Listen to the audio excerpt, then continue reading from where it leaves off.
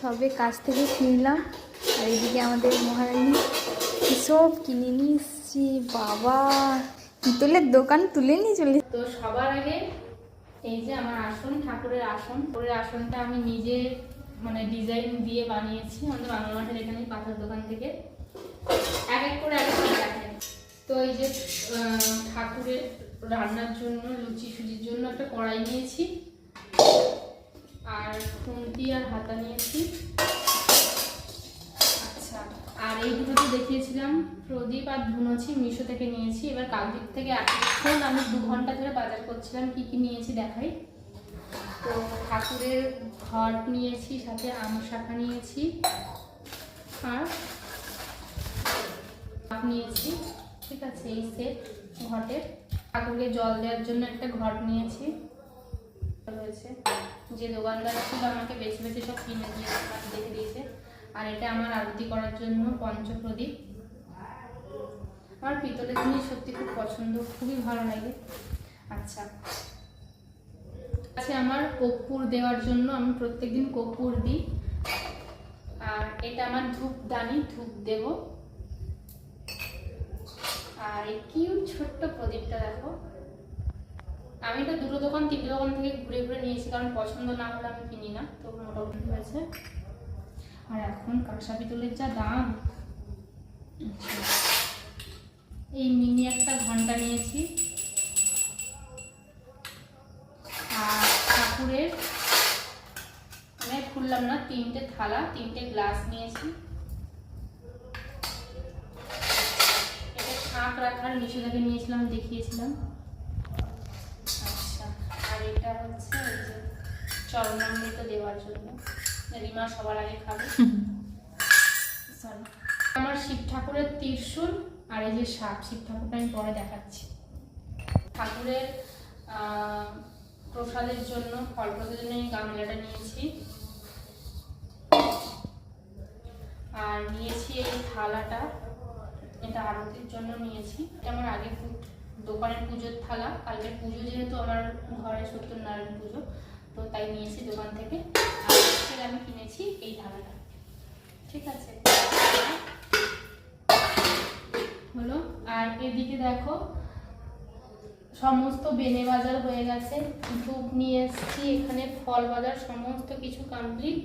ঠিক আছে, তো এখানে আরো কি আছে? এখানে তো আছে, এখানে আমার সমস্ত ঠাকুর আছে।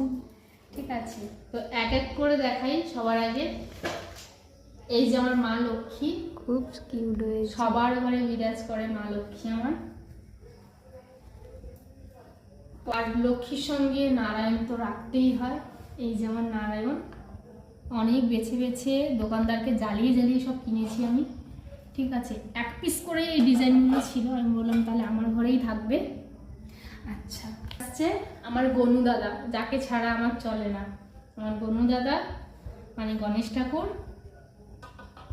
আচ্ছা, ভক্ত, আমার কাছে কোনো ঠাকুর কম বেশি না, আমি সবার পুজো করি। তো এই যে আমার রাধা কৃষ্ণ, প্রেম যাকে ছাড়া অসম্পূর্ণ, আমার রাধা কৃষ্ণ। আচ্ছা, আমি বড়মার পিকচার বা ঠাকুরে করি, বাট আমার এই ঠাকুরটা এত পছন্দ হয়েছে গিয়ে আমি আর লোভ সামলাতে পারিনি, সত্যি কথা।